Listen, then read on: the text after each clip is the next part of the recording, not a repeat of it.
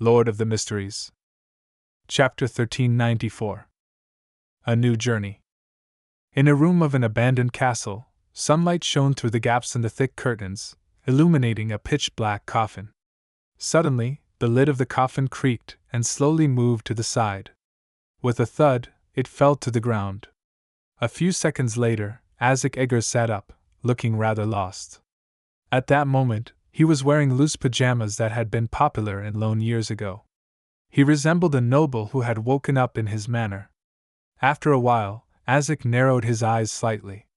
He looked around in confusion as though he didn't know who he was. He then saw the brilliant sunlight that penetrated through the cracks, and saw the dust dancing in the sunlight.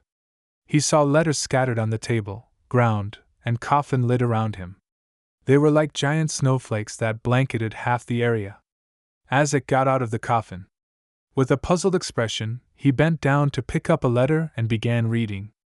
As he read, the confusion on his face disappeared a little, as if he had remembered many things from the past.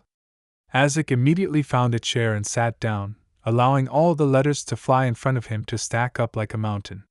He opened the letters one by one, reading them one after another. There would be pauses in between as he fell deep in thought, as if he was seriously recalling something. The sunlight that passed through the gap in the curtains gradually dimmed. After a long time, it shone inside again. At that moment, Isaac finally finished reading all the letters and completed the long contemplations that resembled cogitation. He looked at the letters that had been stacked on the table and slowly let out a long sigh. Following that, he took out a piece of paper, a fountain pen, and some ink that he could still use. He wrote with a warm expression, "I've already woken up and received all your letters. They made me recall who I am and who you are. I also remember many memories of the past. Your experiences, no matter how complicated and exciting, have exceeded my imagination. It also makes me understand some of the problems that previously plagued me. I can feel your joy, your exhaustion, your faith in life, and the heavy responsibility that you have borne from your letters. I can roughly guess why you ultimately made that choice. If it were me, I might not even be able to make such a decision.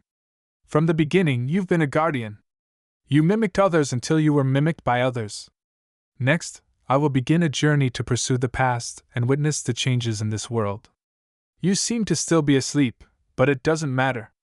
I'll write to tell you about the interesting things that I've encountered, the interesting traditions, and interesting people.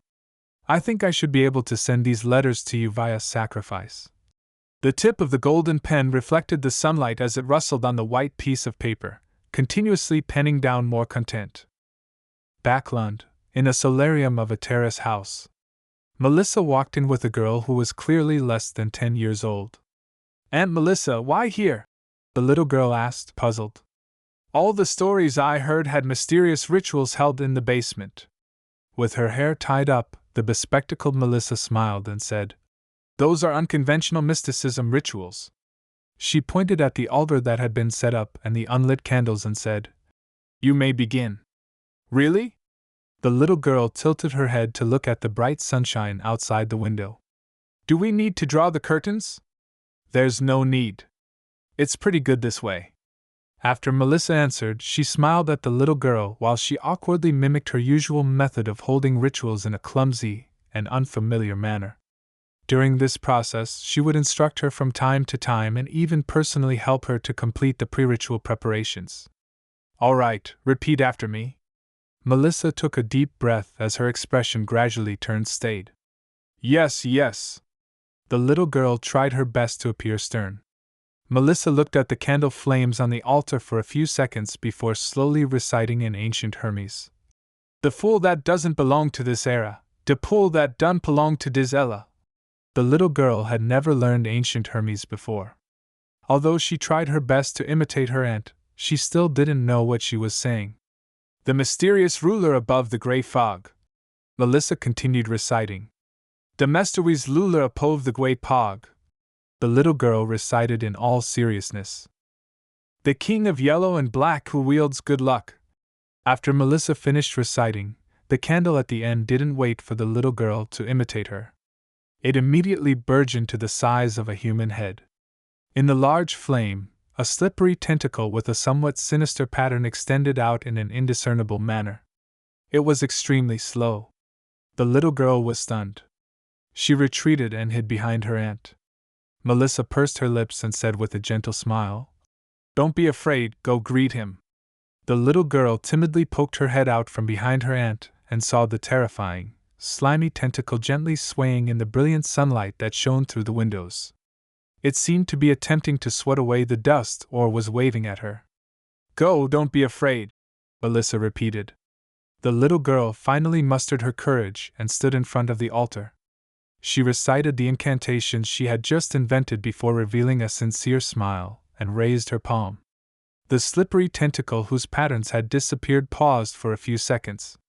It seemed hesitant and somewhat out of practice. Then, it raised its head and curled up slightly, lowering itself inch by inch. Amidst the sunlight, it high-fived that tiny palm. The end.